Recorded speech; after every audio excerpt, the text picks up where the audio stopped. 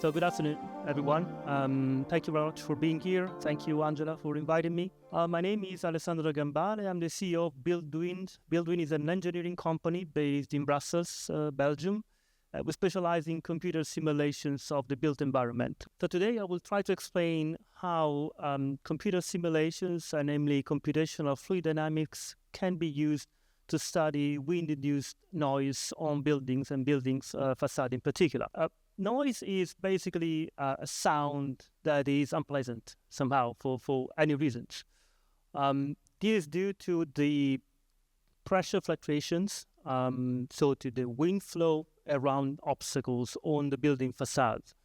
So in all these cases, the noise issue was discovered after construction, which makes it, of course, a bit challenging to solve, in some cases impossible. So the general recommendation would be to address this in the design phase, and the reason it is not done in many cases, we discover, is because it's not easy.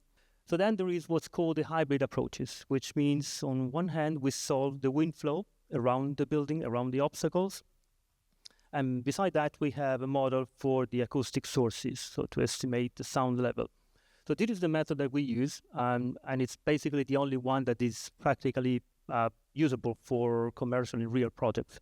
Imagine in a CFD simulation of a building, you have a main building typically, and then an area of about 300 meters around it. You end up with computational meshes of the size of, 50 to 100 million cells. The plan of the architects was to use these meshed cladding panels a bit all over the balconies. They were worried about noise production due to wind because of these panels, and they were a bit late in their project, so to say. So they wanted to have a fast investigation and to choose the right model of panels. So what we did in order to do that is to create this sort of strategy which accelerates even further the analysis.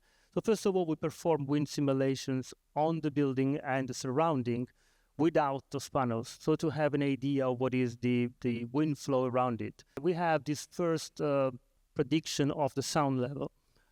What we're looking at is a combination of sound level and probability, meaning that if a sound level is a bit higher than what we would like to have, but it only happens a few days per year, it's typically considered as acceptable. There's a certain degree of uncertainty, but then this allows the architects to make some informed choice and then to test it with a better quality simulation.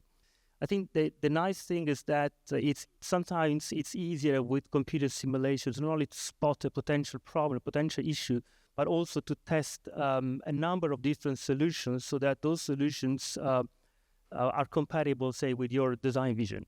Thank you very much for your time. If you have any questions, thank you.